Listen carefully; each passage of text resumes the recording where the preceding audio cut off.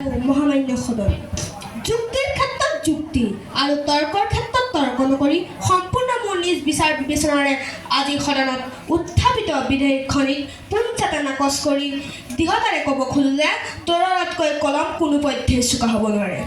মাননীয় সদন, মহাভাৰত ৰামায়ণৰ যুগৰ পৰা আৰম্ভ কৰি গুপ্ত মৌৰ্য মোগলৰ শাসনলৈকে, অৰ্জুনৰ পৰা আৰম্ভ কৰি চন্দ্ৰগুপ্ত আকবৰ লাচিতলৈকে ইতিহাস সাক্ষী আছে।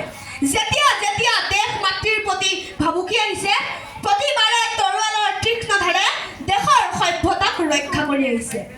মাননীয় সদন, ভাৰতৰ গৌৰৱময় ইতিহাস পঢ়ি আমি যে বুকু ফুলাই থাকোঁ, সেই ইতিহাসৰ প্ৰতিটো পৃষ্ঠা লিখা হৈছিল দেশ মাতৃৰ একোজন শ্ৰমিকৰ তৰোৱালৰ দ্বাৰা।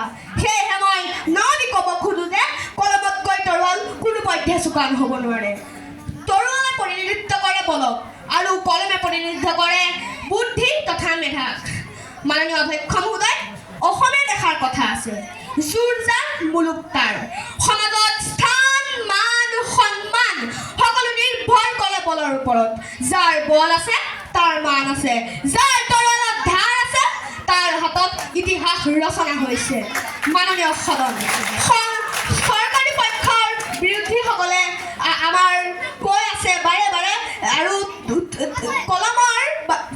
কলমৰ গুণ গৰিমা গাই বাৰে বাৰে আমাৰ তৰোৱালক হিত প্ৰতিপন্ন কৰাৰ প্ৰয়াস কৰিছে।